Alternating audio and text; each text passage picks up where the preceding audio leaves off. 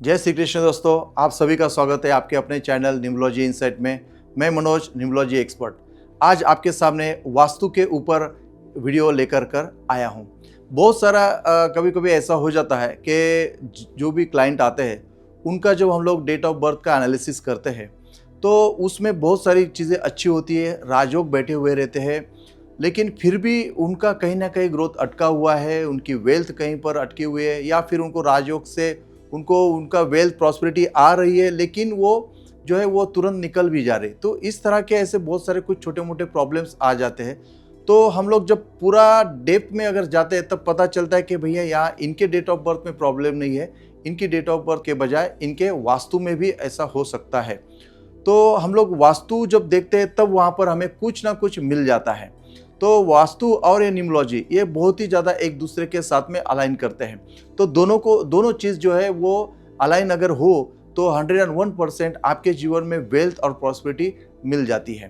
तो इसी तरह से आज जो है मैं एक आपके सामने वास्तु के ऊपर ही आपके सामने मैं वीडियो लेकर के आया हूँ।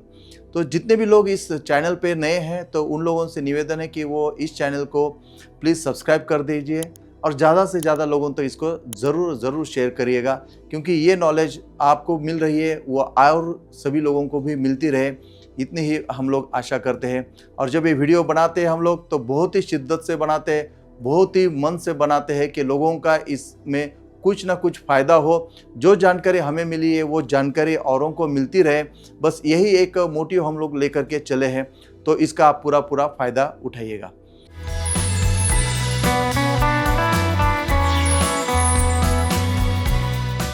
तो चलिए जानते हैं कि हम लोग वास्तु की आज मैं कौन सी आपको टिप्स देने वाला हूं और वास्तु के ऊपर आज हम लोग क्या बात करेंगे।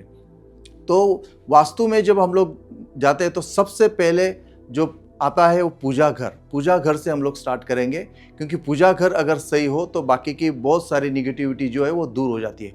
अभी कुछ लोग जो है घर में क्या बोलते हैं कि मंदिर कहाँ पर होना चाहिए। सबसे पहले तो यहाँ से हम लोग शुरुआत करेंगे कि आपको क्या क्या सावधानी बरतनी है। तो पहले तो घर में जो भी अपना पूजा स्थान होता है उसको मंदिर ना कहे, क्योंकि मंदिर का ऑरा एक अलग होता है और घर में जो हम लोग भगवान की पूजा करते हैं वो एक मंदिर नहीं, वो एक पूजा स्थान होता है।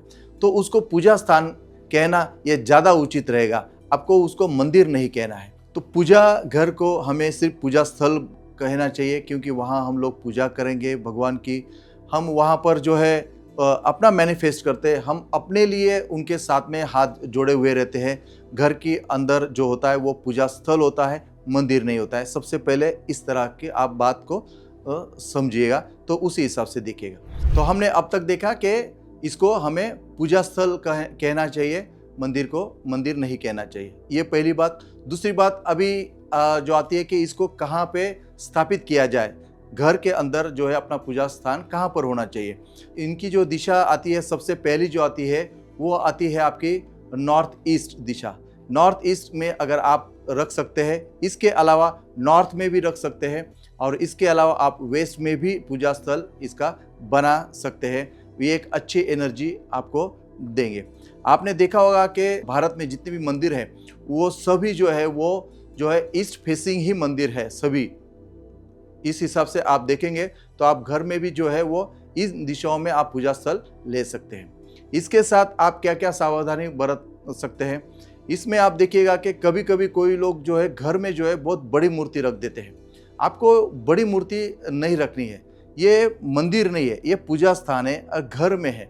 तो घर में बहुत सारी चीज़ें जो होती है पॉजिटिव नेगेटिव बहुत सारी चीज़ें अलग अलग तरीके की होती है।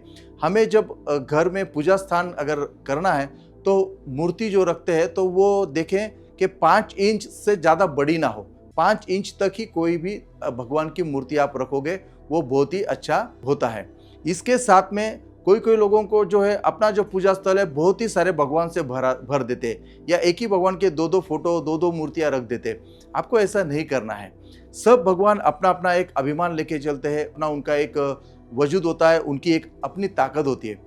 तो आपको क्या देखना है कि जब आप किसी भी भगवान का जब मूर्ति रखते हैं तो वो एक ही मूर्ति रहे या एक ही फोटो रहे, अलग अलग तरीके की और अलग अलग नहीं होनी चाहिए। ये आपको सबसे बड़ी बात जो है वो पूजा स्थल में रखनी है। या इसके अलावा आप एक दो दूसरे और जो भगवान की मूर्ति आप रख सकते हैं, लेकिन एक ही भगवान की 2-2 3-3 मूर्तियां ना रखें, ये देखिए।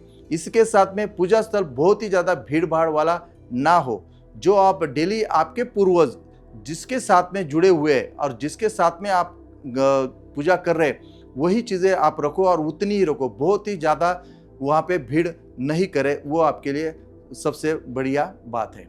इसके साथ में हो सके जितना हम लोग जो पूजा स्थान जो बना रहे हैं, ये हमेशा देखिए वुडन फ्रेम में ही हो या वुडन में ही बना हुआ रहना चाहिए। टंगा हुआ भी नहीं रहना चाहिए या किसी फोटो को आपने टांग दिया, ऐसा नहीं होना चाहिए। उसको प्रॉपर जो है आपको बेस देना है। प्लेसमेंट उसकी बहुत ही बढ़िया तरीके से होनी चाहिए, लेकिन वो प्लेसमेंट ऐसी भी ना हो कि वो एकदम कॉम्पैक्ट बना दे। कोई कोई लोग जो है वो तीनों चारों दिशा से ऐसी पूरी बंद कर देते हैं और छोटा सा द्वार रखते हैं खोलने के लिए, तो वो नहीं करना है। एक सफोकेशन होता है। अगर किसी रूम में इस तरह से बंद कर देंगे तो क्या आपको अच्छा लगेगा? तो वो तो भगवान है, तो उनको कैसा हमें रखना चाहिए? उनकी जो बाकी की जो द्वार है वो भी खुली हुई होनी चाहिए। उनको सफोकेशन जिस तरह का माहौल उसके अंदर नहीं होना चाहिए, ये आपको ज़्यादा ज़रूरी है। इसके साथ में जब हम लोग भगवान के सामने दिया लगाते हैं, तो दिया लगाते अभी हम लोग अगर किसी आग के नज़दीक जाएंगे तो हमें क्या होगा? हमें वहाँ पे कुछ ना कुछ अपने को तकलीफ होगी। तो उसी तरह से भगवान को भी जो है हम लोग कोई लोग जो है भगवान के पास बिल्कुल नज़दीक में दिया लगा देते, तो वैसा नहीं करना है। थोड़ा सा दूर रखिएगा कि जिससे जो दिया का जो ज्वाला है वो उससे बाकी आजू बाजू को उसकी हानि ना पहुँचे, अच्छी पॉजिटिविटी मिले, ना कि उसके लिए उनको कोई तकलीफ हो, वो हमें उसमें देखना है। तो ये छोटी मोटी चीज़ें हैं लेकिन बहुत ही काम की है, जो हम लोग कभी कभी नज़रअंदाज कर देते हैं। तो इस तरह से आपको पूजा स्थल आपका बनाना है।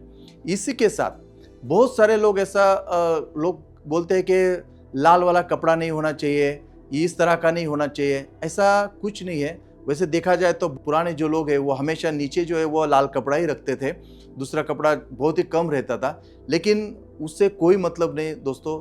आप कपड़ा जो है वो अच्छा वाला रखें, धुला हुआ रहे, और हमेशा हफ्ते में या रोज़ अगर बदले तो बहुत ही अच्छा है।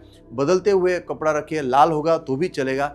लेकिन पूजा स्थल का जो दीवार या आजू बाजू की जो दीवार होती है, वॉल जो होती है, वो भड़क कलर रेड कलर की नहीं होनी चाहिए। कोई भी अगर हम लोग पहनते भी है तो वो भड़क कलर की नहीं होनी चाहिए।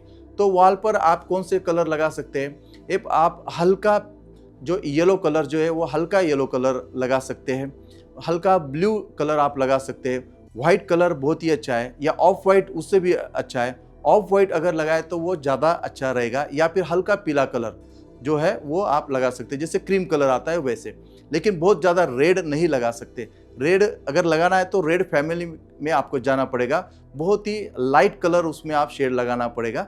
लेकिन उससे अच्छा है कि येलो और क्रीम ऑफ वाइट, ये कलर पूजा स्थल के लिए बहुत ही अच्छे होते हैं। तो उन कलर में आप जाइए जिससे कि वो पॉजिटिविटी एनर्जी आए, क्योंकि जितना आप डार्क कलर लोगे उतना निगेटिविटी थोड़ा बढ़ जाता है। तो इस तरह से आपको वो देखना है। और कहीं ना कहीं अग्नि तत्व जो है रेड ज़्यादा कर देते तो अग्नि तत्व को जो है वो आकर्षित करता है। तो इसके लिए हम लोग जो है हल्के कलर के ऊपर ही जाने के लिए बोलते हैं। तो इस तरह से आपको पूजा स्थान आपका रखना है। इसके साथ में नीचे वाले जो पोर्शन होता है, मंदिर जो है उसके नीचे अच्छा बेस होना बहुत ज़्यादा ज़रूरी है। उसको दीवार में टांग करके मत रखिए। जितना अगर जगह नहीं है तो कर सकते हैं टांग के, लेकिन फोटो मत टांगिए। फिर एक जो वुडन का फ्रेम बना करके फिर टांगिए, फिर उसके अंदर जो है भगवान को रखिएगा। और सुबह और शाम दोनों टाइम वहाँ पर दिया लगा के उसकी पूजा होनी चाहिए, उसके मंत्र जाप होने चाहिए, तभी उस पूजा स्थान का कुछ महत्व होगा। अगर आप पूजा नहीं कर रहे, सिर्फ आपने पूजा स्थल बना दिया और वहाँ पर आपने अगर सिर्फ मूर्ति रख दी, फोटो रख दी, और उसकी अगर पूजा नहीं करेंगे, 2 टाइम अगर आप दिया नहीं लगाओगे, मंत्र का जाप नहीं करोगे, तो उस पूजा स्थान का होकर भी किसी का मतलब नहीं होता है। इसके साथ में पूजा स्थल आपको कभी भी बेडरूम में या फिर किचन में ना रखें। हो सके तो आपके पूजा स्थल का अगर स्थान अलग से रूम अगर हो तो बनाएं, या फिर आप आपके ड्राइंग रूम में भी उसको अच्छी जगह देख करके कर सकते हैं। तो आशा करता हूं कि मैंने पूजा स्थल के बारे में बहुत सारी चीज़ें आपको बताई है। इसके अलावा अगर आपको कुछ उसके रिलेटेड अगर कुछ सवाल होंगे तो आप कमेंट बॉक्स में मुझे डालिए, मैं उसके ऊपर आपके जवाब देने की कोशिश करूंगा, या उसके ऊपर अच्छा एक टॉपिक लेकर के आपके सामने ज़रूर हाजिर रहूँगा। तब तक के लिए आप सभी लोग स्वस्थ रहे, मस्त रहे। नई मंजिलों को है आपका इंतज़ार। Thank you very much.